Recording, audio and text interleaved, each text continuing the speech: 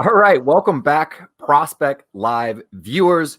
We're back with another set of MLB draft player breakdowns. Today, we're going to be going through Miami right-handed pitcher Chris McMahon. Of course, joining me today, courtesy of perfectgame.org. That is PG's National Scouting Supervisor, Brian Sikowski. We'll pull up a little bit of video here on Chris McMahon. I think it's actually from earlier this season against Florida, where he had a dominant start. This guy really took a big step forward, I think, this year, just in terms of his overall stuff. Sort of transitioned a little bit from a cutter to more of a slider, and more of a classic movement on the slider. Changed his grip a little bit by working with a pitching coach. He was more change-up heavy previously, like 2019, in his sophomore season when he did put up some pretty decent numbers. But it looks like he's taken a big step forward. And I know we were joking around before the broadcast where I showed you over a picture of him back in high school. I mean, this guy has added a ton of muscle. So tell me a little bit about Chris McMahon. I don't know if you actually got to see him back in high school and sort of what your history is. Yeah. He was a guy, kind of a late bloomer. Out of high school. The picture you see on his PG profile is one from when he was 15 years old. Later bloomer, a guy who really burst onto the scene kind of the summer of his showcase circuit there, and a guy who had a fair bit of hype into his draft spring, but it was a later blooming type of profile. He wasn't a guy that we'd ID'd at 14 years old or anything like that. But yeah, I think you hit the nail on the head as far as taking the step forward. The breaking ball development is really what's kind of up the profile. He always had velo. He's always had strikes. He's always been able to throw a changeup.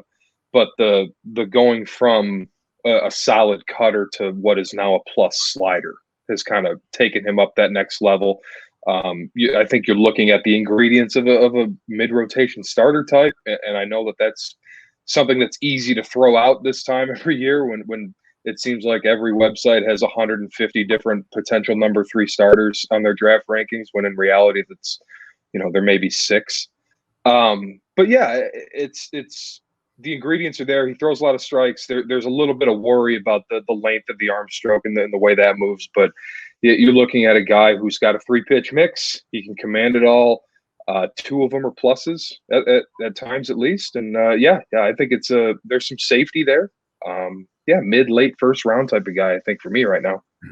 And he'll actually even still manipulate the slider a little bit back to his old grip and throw the cutter. And that's usually when you see it in the upper registers of like 87, 88, 89, which pairs pretty well with that fastball, which he'll run up to 97 at times, but he tends to sit more like 93 to 95. He'll work the lower quadrants really well.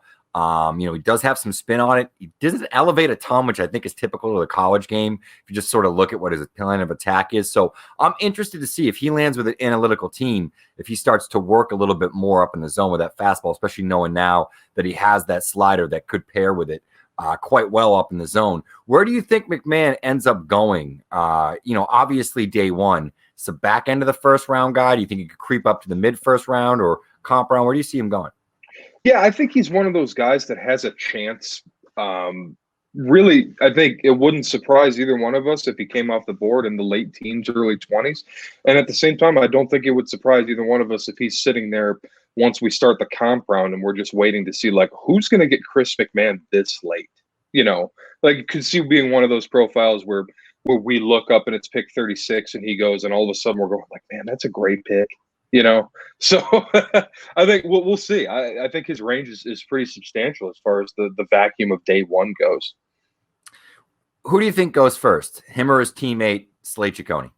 It's an interesting question, man. It really is, and I think that at given points in the last couple months, the names are different depending on the order. I think right now where we sit, the way that Ciccone's spin metrics and spin data and stuff like that are making their way to teams, and they're seeing the totality of the dominance that he offers. I think we're going to see Ciccone go first, but it may be a separator of a handful of picks. Really, it's got a chance to be that, I think.